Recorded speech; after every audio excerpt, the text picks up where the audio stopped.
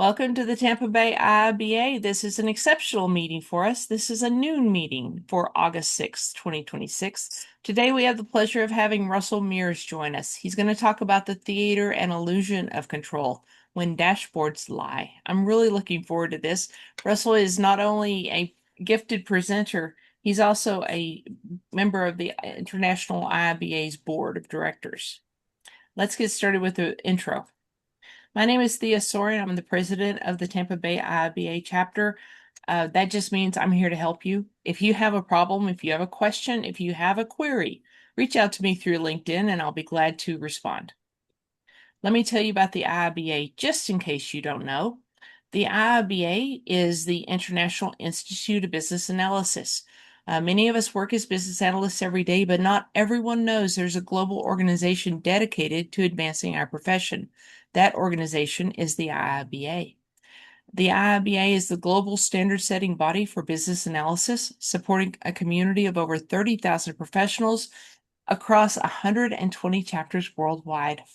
The certifications many of you may already recognize or are working toward are grounded in the Babok Guide, an internationally adopted framework that defines best practices for our work, and there are additional 4 certifications in specialty areas. At its core, the IIBA exists to elevate the impact of business analysis, helping us to make better decisions, better outcomes, and ultimately make the world better, one business and one project at a time. What are the benefits of joining the IIBA? You get access to training provided by chapters across the globe. You get complimentary access to over 25,000 outstanding books, webinars, videos, and additional resources. And you get discounts on certification exams. IIBA chapters are in major cities around the world. If there is not an active chapter near you, we can talk about you starting a chapter, or you're welcome to the Tampa Bay IIBA. Members of the Tampa Bay, Florida chapter are not restricted to residents of Florida. In fact, we have participants literally all around the globe. If you do not have an IIBA chapter, Tampa Bay can be your chapter. Our vision here at Tampa Bay is building a thriving community of empowered business analysts. So why would you choose to join the Tampa Bay chapter? We offer multiple training sessions each week, including CBAP prep and coaching, and an acclaimed SDLC workshop, among other things. You can view our upcoming events here at our website, and we have updates posted across LinkedIn and Facebook. And at the end of 2025, we had presented well over 300 events here during our BA master classes and to organizations around the world. Most of those events are available on YouTube, but 300 is a lot. So we found that Bob's Amazing Index by R.P. Churchill is the way to go. He has indexed all those recordings and he's put them in order of the date, the topic, and the speaker. So you can find what you're looking for there. As a result of putting on all those trainings and mentoring over 100 individuals every year, the Tampa Bay chapter was awarded the Global IIBA Award for Professional Development Excellence. And this is our esteemed board, and I'm so very proud of the efforts of each one. We do have one board opening if anyone is interested in talking to me about it. We currently have 2 CBAP training classes underway. We are in the very last stretches of that. It's a 7-month training class, and these folks have been studying for a good 5.5 months now. As a result of all of these efforts, these folks have come back to us and said, as a result of you and your board, we were able to achieve our certifications. Many of us on this list are past participants of our CBAP study group, and several studied along with us using only our YouTube videos. Of these 32, a good number of these have gone on to lead IIBA chapters and organizations here and around the world because we make leaders here. Another outreach we've done is we sponsored this book, book 2 in Business Analysis, Bridging the Gap Across Industries.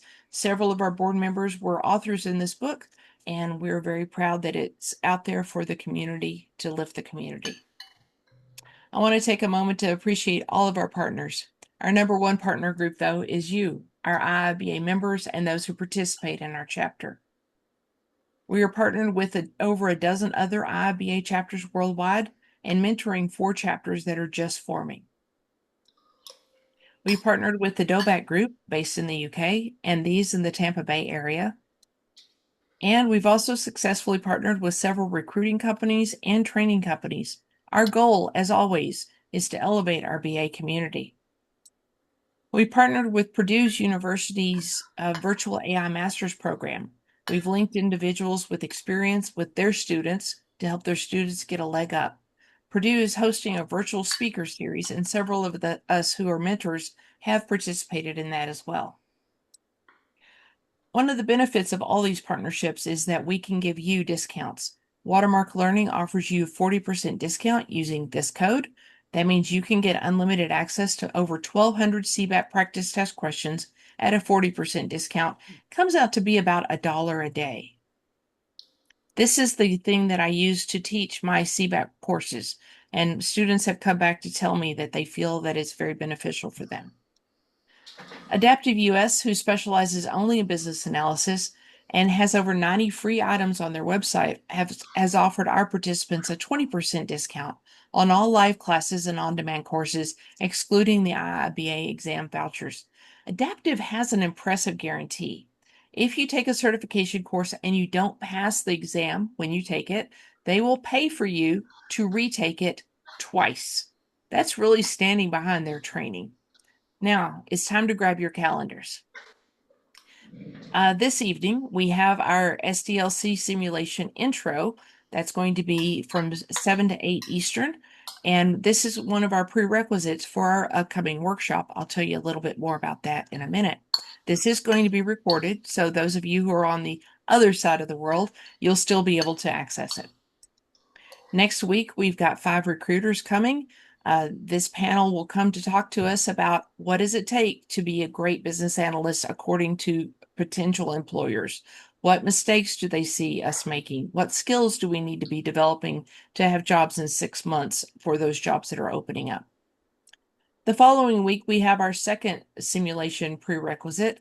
In this one, we're going to go deeper into the deliverables as well as the techniques and what the roles will be doing.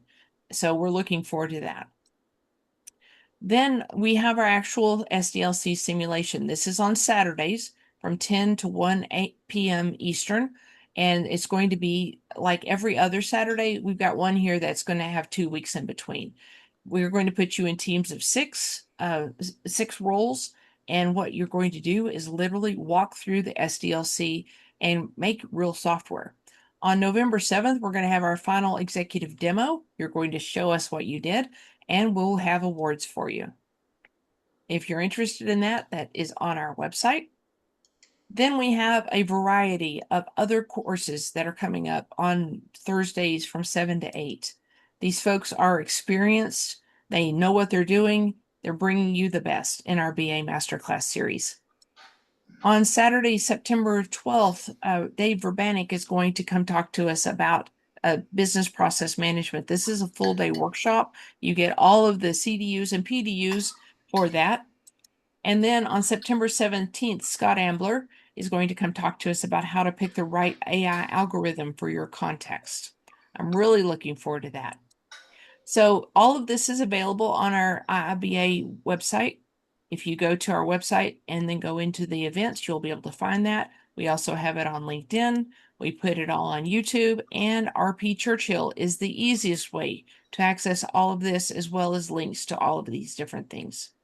Now I'm going to turn it over to Russell and let him present. We're going to ask you to put your questions in the chat or hold them to the end of his presentation, and I'll give you the screen, Russell. Thank you so much. How do I present? Do I press share or? Go ahead and share. Saying that you're sharing, so I can find some technical difficulties here. Here we go. Okay. It's coming up. Is that sharing? We'll see it in just a minute. Okay. Zoom takes just a minute to warm up. Okay, we can see your presentation. Excellent. Thank you for that. Technical difficulties over. First of all, thank you for everyone for choosing to spend an hour with me. I really appreciate it. I really appreciate your time. How did this came about? So I did a speech at the BBC in Toronto, and Thea, I think, saw some of the feedback about it online in LinkedIn, and reached out and asked if I would mind presenting it to you, and that's a pleasure. Absolute honor to do it. So thank you, Thea, for reaching out, and thank you everyone for your time today. As said, my name's Russell. I currently sit on the IIBA board. I've been working in business analysis or leading business analysis for about 15 years now. I've built BA teams in some fairly intense situations. I was at Lehman Brothers when the financial system fell apart. I worked in big pharma when the world was watching every data point in COVID. And I spent a lot of my career sitting in rooms where people wanted certainty and it just wasn't there. So I want to start with a confession. This talk isn't actually about dashboards. Uh, if you came here today, hoping to learn about dashboard layout or KPI framework, well, this might be a good time to sneak off and carry on eating your lunch, because this talk isn't about dashboards. This talk is about power hiding in plain sight. Dashboards look quite harmless. They're neat, they're tidy, they're a bit boring if we're honest. But that's the trick, because behind something that looks simple is a huge amount of power. The power to decide what gets seen, what gets ignored. And I'm going to put forward today that dashboards don't show reality, they shape it. Pretty much every organization that out there will say we're data driven. We make data-led decisions. And I want to say something slightly uncomfortable. I've never seen a decision that data made. There's no such thing as a data-driven decision.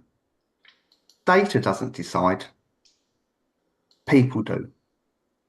And afterwards, we use data to make that decision feel inevitable. When somebody says the data made us do it, what they usually mean is no one will get fired for this. And that's not analysis, it's insurance. And here's the part that we don't like admitting. Dashboards aren't the problem, we are. And I include myself in that. I've built plenty of dashboards to remove politics, to hide it. We build dashboards because they protect us. They turn judgment into something that looks objective. They turn opinion into something you can defend in a steering meeting. And sometimes they shut people down. You'll hear things like the data speaks for itself, which really means don't question it. Some dashboards don't exist to explain reality. They exist to end conversations. And once the conversation stops, so does the thinking. And once you start seeing that, you start to notice something else. Data isn't neutral. It's persuasive. I was reminded of this recently. I was in an interview a few months ago, and I was asked, what would I do if two different data sets gave opposite answers? I said, well, I don't really like data.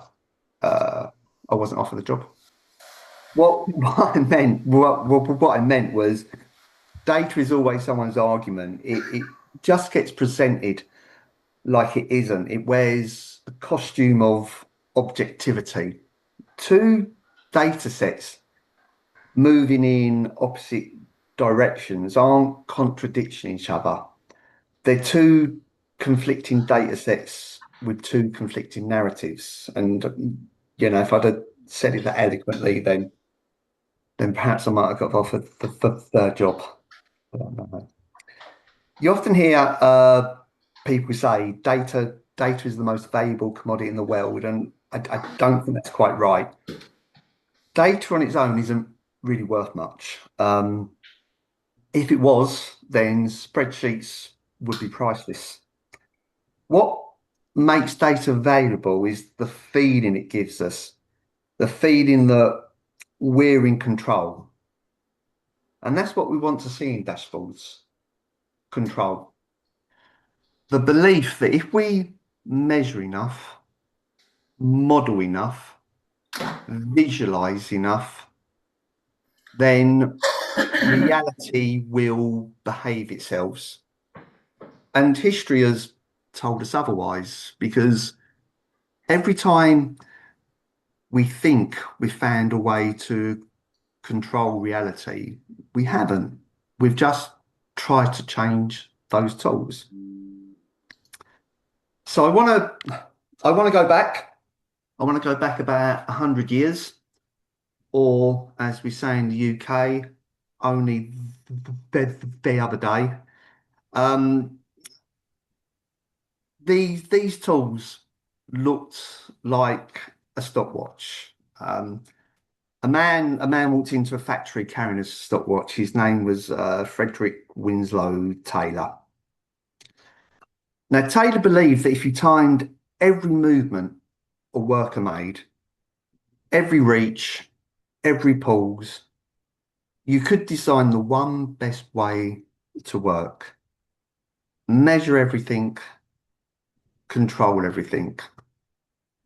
And while it worked, for a while, productivity improved, output increased, but something else disappeared. Judgment, autonomy, flexibility. Taylorism didn't fail because it was cruel, although sometimes it was. It failed because people aren't machines, and they never have been. But that idea that Taylor gave us, that human behavior could be measured, modeled, and controlled, didn't die in the factory. It got noticed. And one person who noticed it was Vladimir Lenin, who in 1914 wrote about Taylor's system. And to be fair to Lenin, he saw exactly what it was: a tool of control, a way of extracting more from workers who already had very little power. And as you would expect, he was deeply critical of it. But here's the twist: Lenin didn't reject it. Instead, he said, under capitalism, Taylorism enslaves. But under socialism, we'll use it differently. Same system, different story. And a few years later, after the revolution, that idea scowled. Under Stalin, the 5-year plans, everything measured, everything targeted, everything controlled. The Soviet Union factories didn't just make goods, they produced numbers. On paper, it was a triumph. Steel production up, coal production up, targets met. In reality, warehouses filled with goods that nobody needed. Shoes in the wrong sizes. People hitting targets but missing the points. Different ideology, same illusion. But that idea didn't stop there, because once you believe you can control, the next step is obvious. You try and control something bigger. If we move to the Cold War, there were a group of analysts at Rand Corporation who began asking, a different kind of question. Not what should we do, but what happens if we model it? One of them was Alain Anthoven, a pioneer of systems analysis, applying maths to weaponize systems thinking, game theory, simulation, optimization. And that logic got applied to nuclear strategy. They modeled escalation, they modeled retaliation, they modeled outcomes, including something deeply uncomfortable: casualties of civilians. Not as a tragedy, but as a variable. Alan Anthoven used systems analysis to try and find the optimal number of dead that would force the Russians to surrender without causing the end of the world. How many losses could a system absorb? At what point does retaliation stop?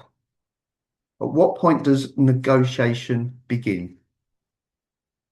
Perfectly rational questions, perfectly analytical, completely detached from lived reality. Because once you reduce human consequences to numbers, you can optimize them. And once you can optimize them, you can justify them. Taylor measured movement, the Soviets measured productions, and now they're measuring survival. Same logic, at different scale.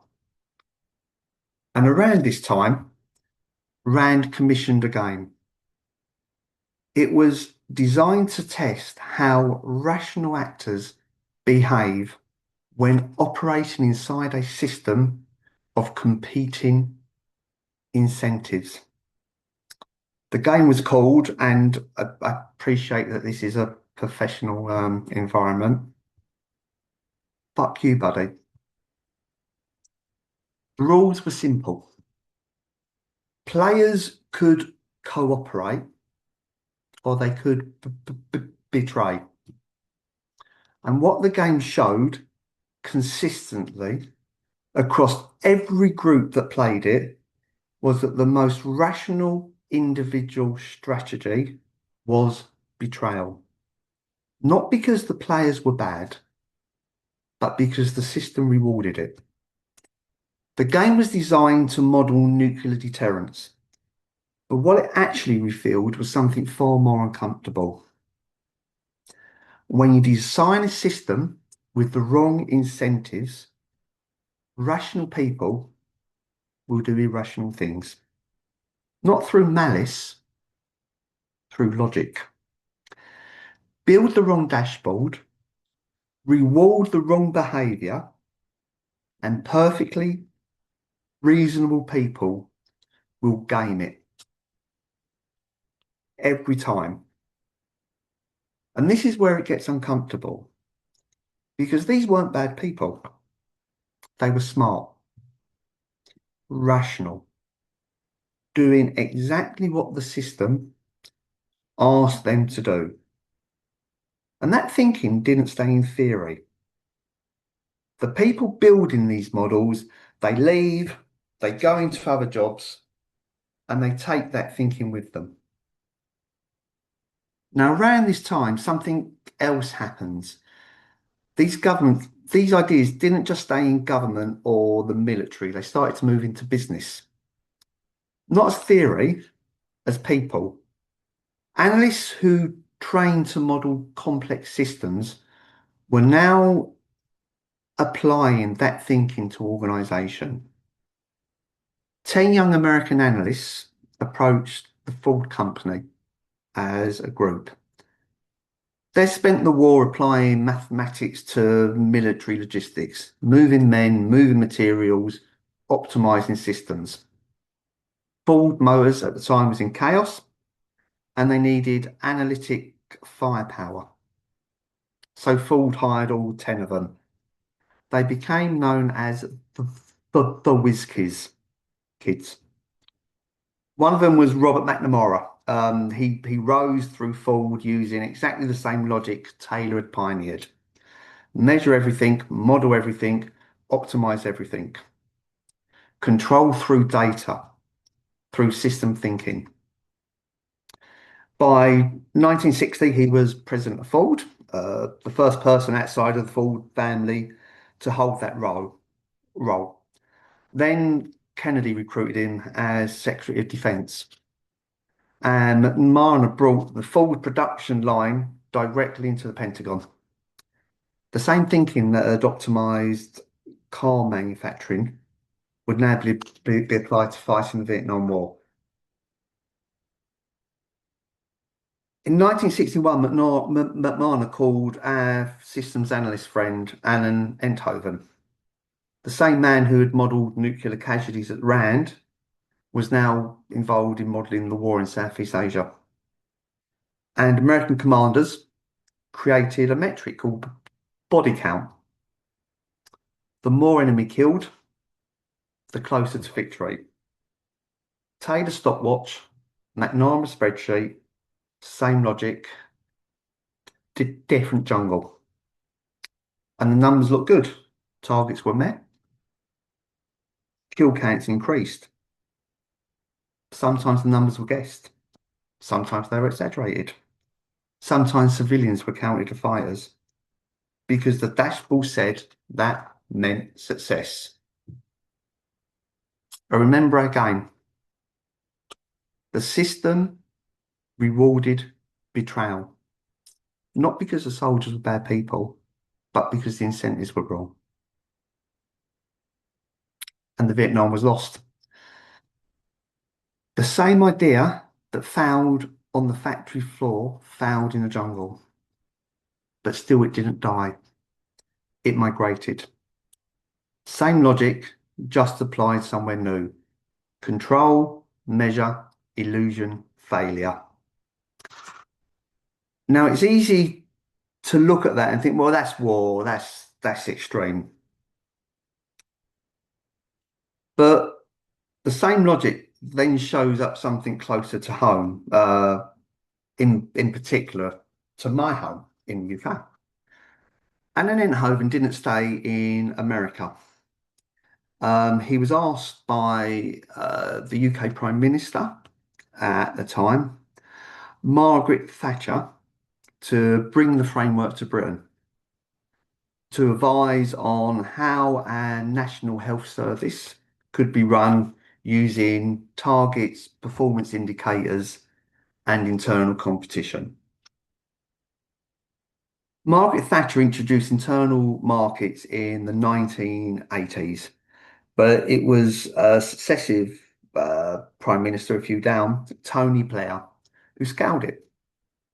And in particular, he scaled it with waiting times in the National Health Service in the 1990s.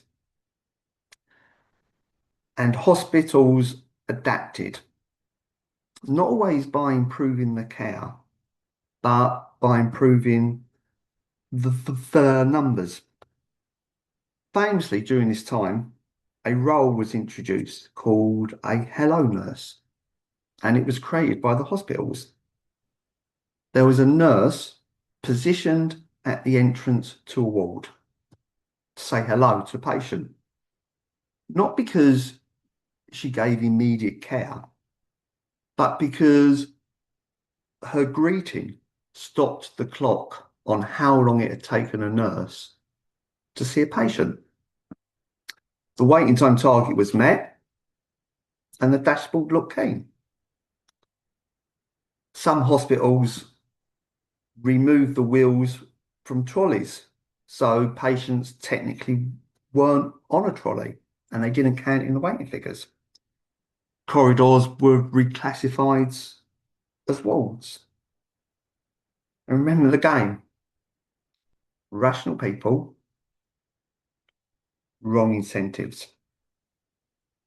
Now, I was told a story by a speech therapist I know who worked in a National Health Service at this time. I want to keep them anonymous, So in order to protect their identity, I'll just call her my mum. One of her jobs was to do a 2-year check on every child, speech, movement, development. Something looked wrong, she would refer them early. Early intervention was cheap and it worked. Then someone decided the 2-year check wasn't necessary. Parents could come in if they were concerned. And something predictable happened. All the referrals dropped. Not because children were healthier, but because no one was looking. Those lower numbers became evidence of we don't need as many therapists. The data shows that the need is falling. It's okay to cut that budget. The data showed nothing could be solved. The data showed what happens when you stop measuring. Those children arrived at school unable to tie their shoes, unable to sit and listen, and unable to hold a pencil. The problem didn't disappear. It just moved from health to education, from interventions that cost hundreds to interventions that cost thousands. The dashboard for health looked clean. The data spoke for itself, and the children paid the price. For health, that was a great trade if you looked at dashboards. Taylor had a stopwatch, Starling had a quota, McNamara had a spreadsheet, Blair had a waiting time. Same idea, different building, constant damage. But again, it's easy to look at that like Vietnam, like the NHS, and think that's extreme. That's politics. That's not what we do. But it is. Because the same logic shows up in quieter ways, in steering meetings, in program reviews, in dashboards we build every day, just with better formatting. The difference is no one dies in a steering meeting. Well, no one should die in a steering meeting. So we don't question it as hard. Dashboards promise clarity. KPIs promise certainty. OKRs promise alignment. But let me ask you something. Who here has sat in a meeting when the numbers look fantastic and everyone knew things weren't working?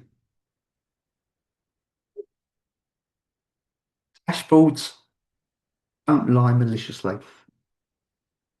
They lie convincingly because dashboards reward what's measurable, not what matters. They smooth out complexity. They make reality presentable. And when reality doesn't match the numbers, reality is what gets ignored. Most dashboards don't exist to explain reality. They exist to end conversations. And after a while, something else happens. People stop managing the system. They start managing the dashboard.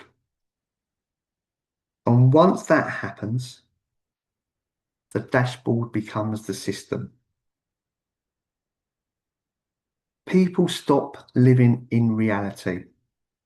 They start living in the numbers. And that's the real danger.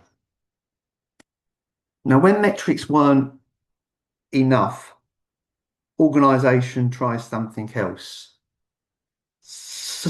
Surveillance. In the 18th century, there's a philosopher called Jeremy Bentham, and he designed the panopticon. It was a prison where inmates could be watched at any time. Imagine a tower in the middle with cells around it. Now, the genius wasn't the tower. It was the psychology. Because people couldn't be sure when they were being watched or not, people learned to control themselves. Later, Michel Foucault, the French existentialist philosopher, showed how this logic escaped the prison into schools, hospitals, factories, offices, all structured around observation, measurement, and normalization. Surveillance produces data. It does not produce understanding. And when behavior is watched long enough, it becomes performative. People stop doing what is real and they start doing what is visible. Surveillance, like dashboards, doesn't reveal reality. A dashboard is surveillance. It changes reality. And this is what Foucault understood that Bentham didn't. The panopticon doesn't watch people. It teaches them to watch themselves. The nurse who stopped the clock knew the care wasn't right. The manager who removed trolley wheels knew patients were still waiting. The analyst counting body counts knew the numbers were wrong. They knew. But the dashboard said otherwise, and the dashboard ended the conversation. That's not a data problem. That's a power problem. Now, let me say something uncomfortable about our own profession. Business analysts like to think we reveal truth, but that's not why we're always hired. Sometimes we're hired to make a decision look inevitable, to turn something messy and political into requirements that look neutral. I know what it costs to ask the question nobody in the room wants to hear. I've I've done this work and I've failed to do it. At a Lehman Brothers, one of my last pieces of analysis work was moving assets out of a system called Euroclear. Euroclear had a policy that if an asset hadn't traded in 3 months, it was marked at zero. Everything that's priced at zero, we moved to where they weren't priced at zero. The numbers look better. But at no stage did I ask, hey, but these are all still worthless, right? Nobody actually wants to buy these. We've improved the numbers on the dashboard, but they're still worthless. No, I thought we were solving a systems problem. Months later, Lehman Brothers fell apart, collapsed. And I was left standing outside holding a cardboard box with stuff from my desk on it, wondering what I was going to tell my wife when I got home. That's how this works. Not bad people, reasonable decisions. No one's stepping back far enough to question it. As business analysts, we don't just describe systems, we sometimes legitimize them. And that isn't a failure of skill, it's a test of courage. At this point, it's tempting to say AI is the disruption. I don't think it is. If we go back to the 1960s, and a computer scientist at MIT named Joseph Weizenbaum built one of the first ever conversational programs. He called it ELIZA. He actually built it as a provocation. He chose a therapist script deliberately, which he called Doctor, modelled on the psychologist Carl Rogers' approach. Rogers believed that what people needed wasn't diagnosis, wasn't expertise, wasn't answered. They needed to feel genuinely heard. So the therapist reflects back. It's, how are you feeling today? I'm feeling sad. I hear you're feeling sad. Yes, I feel sad since I broke up with my girlfriend. Tell me about your girlfriend. The patient feels heard. The therapist has said almost nothing, and Rogers called it reflective listening, the idea that presence itself is therapeutic. That feeling of being generally understood is what allows people to heal. Weisenbaum thought that if he put that on a machine, it would make the emptiness of the technique obvious. So he did. And he asked his secretary to test it, to have a conversation with it. And he expected that she would immediately realize it wasn't real. Instead, something else happened. After about an hour, his own secretary asked him to leave the room so she could speak to the computer privately. He built a mirror and people saw a mind. Now, Elsa wasn't an LLM. It wasn't even close. It was a few hundred lines of pattern matching, no learning, no understanding, no intelligence. It wasn't artificial intelligence. It was barely a program. And still people handed it their emotional lives. That's not a story about technology. That's a story about us. There are people today who describe their AI companion as their closest relationship. Not ironically, not as a joke, but because it always listens. It never judges. It never has a bad day. Eliza was the first demonstration humans will anthropomorphize anything that appears to listen. And every system since, every dashboard, every algorithm, every AI has inherited that vulnerability. We don't trust these systems because they're intelligent. We trust them because they sound like they are. Weisenberg spent the rest of his life warning us what this actually meant. He got called a pessimist. That was 1966, and we didn't listen. AI didn't create this problem. It inherited it. Taylor, Starling, McNamara, Enhoven, and Blair. Each one believed that if you could measure enough, model enough, optimize enough, you could finally create control reality. AI arrived when we were ready to believe it was finally possible. Take hiring. Long before generative AI, organizations used models to rank candidates. They promised objectivity, fairness, efficiency. But a recommendation is a game. A ranking becomes a decision, and judgment quietly disappears. We're told AI removes bias, but really, it removes the last moment where bias can be challenged. When a human makes a bad decision, it gets asked why. When an algorithm does, it already arrives dressed as certainty. And the algorithm decided isn't an explanation. It's the end of accountability. AI hasn't made decisions better. It's made them harder to question. AI hasn't automated intelligence. It's automated authority. And authority without explanation is where some organizations are comfortable with. He built a mirror. We gave it a job title.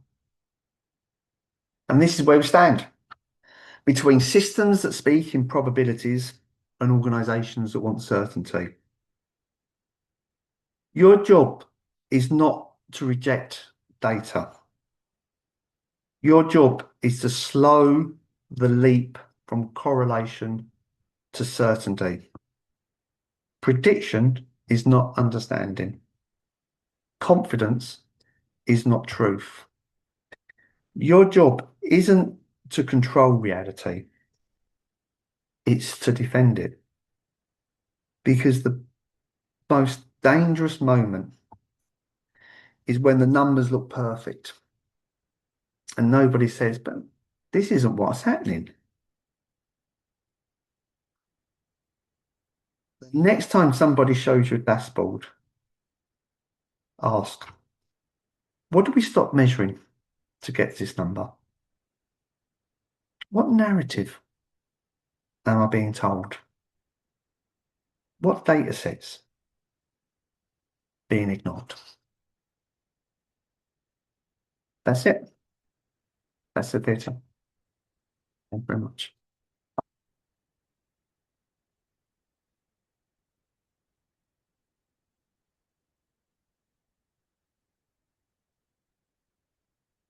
I think you're on mute, Thea. Thank you. I've often said that QAs are the guardians of quality. They stand at the gate and say it's not good enough to go out. You're bringing us the idea that BAs are the guardians of truth. Absolutely. Absolutely. Absolutely. That's the idea. I think there's a moment in that when you sort of think, how many projects we've been in when everything looks green, everything looks fantastic, and you just know it's rubbish. You just sort of know, but the way the information has been presented is to either drive a narrative or to drive a reality, and that's been a conscious decision in it. It's the dashboard can shape that reality. There, I think is what I'm I saying. agree. Were there any questions at all or anything in the chat that people would like to ask me? If not, We we do have something in here from Chris. Chris, would you like to come off mute and actually say it?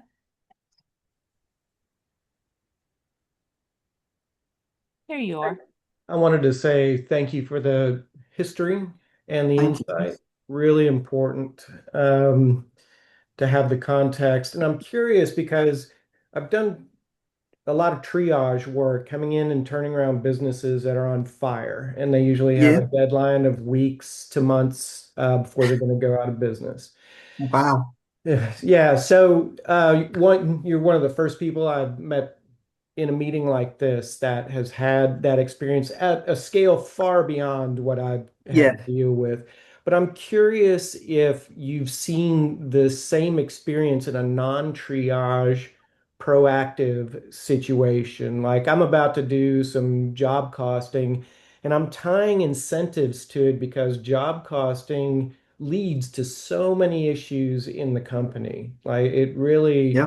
it really gives me all the breadcrumbs I need. But now I digress. What's been your experience in a non-triage, proactive situation? Um. So I think it goes back to narrative, Chris, right? And I'll be someone who's been as guilty as this as anybody else, right? Yeah. It's sort of what data set am I producing, or what data set aren't I producing? I have got a story I can tell, but it's verified. It isn't verified, and it's from a mate down the pub, which I think is an excellent example. So I can tell you that story, but I will say that, like, factually, it's like I don't know. I don't know how it is. This guy I know, he was a trade union rep for the railways in the UK, Mhm. right? And at the time, there was this big story about how the train drivers had been on strike because a train driver had failed a drug test twice, Mhm. and they'd gone on strike for it. And we were talking about it. And at first, you think, well, good, right? Good. I don't want people on drugs driving trains. Right, brilliant. Get them out. I was going for a pint. Asked him about his story, and he went, well, he goes, yeah, he did. And again, this is unverified, so I can't sort of say Sure. here. He said, but look, he goes, the process is that you actually take 4 drug tests, passed 2 and he failed 2. He goes, so what the strike was actually about was about the process. However, the data that got presented was just about the 2 and how it drives the narrative. Because if you hear someone's failed something twice, you think, oh, it's terrible, right? He's like outrageous as well. So, Chris, I think it's sort of what data. it's to try and understand the data that isn't being presented or what you're not being told as well. And like if I apply that to projects that I'm in as business analysts as well, it's not just reading the dashboard as clean or as the data as clean as well. It's what data set could make that truthful but wrong, if that makes Yeah, yeah, it does. It any does. sort of sense. I think as BAs, that's what we've got to do because I think it's presented as to close the conversation. Here's the metric. Look, that tells for itself. How can we even question that? That's so obvious. And the bits of PAI like is to think, well, actually, well, what could make that right but still wrong in effect? Yeah. Or what could affect that we're not thinking about and slow down that correlation of just taking failed two drug tests? Of course he's guilty. You know, Yeah. that would be, well, if he, he passed through. Okay, suddenly you've got nuance and ambiguity, right? Well, what you described is something I deal with now is non-technical people making leadership, making technical decisions. Like there's Yeah, a through line there. So I really appreciate that. I'll draw back to let other people ask questions, but that perspective I think is going to help me work with the non-technical leadership also because they're yeah. reading sales spec sheet, not a consideration of what their tech team can actually do, you know. Yeah, I keep on saying it, untangible benefits, I think, are one of the greatest benefits, right? And they're massively misunderrepresented. Would you say that again, please? Untangible benefits, I think, are probably the greatest benefits. Um, as well, the benefits that are harder to measure and can't be like given a clean number on Mm, that as is well. And I don't, and I often don't see untangible benefits considered or reported. gotcha. And before we drop the call, if you have any other typical questions that you ask, but I do want to make room for other people to ask questions. So thank you. Thanks, Chris. Thank you, Chris. That was excellent. What other questions do we have for Russell?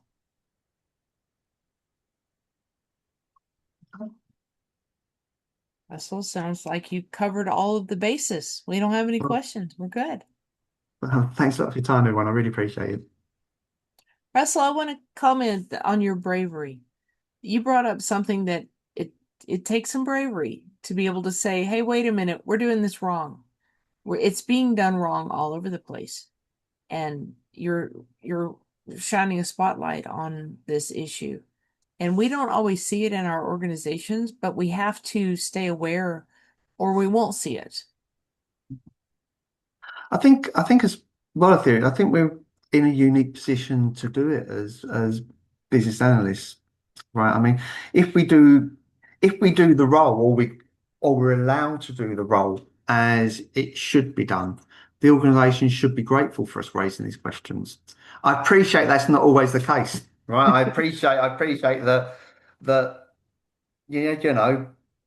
that might get you in trouble, right? Or it might get you fired. And I think it's a decision that everybody has to make. I've certainly many years ago I did work like in a toxic environment, right? Where I don't think I could have raised it.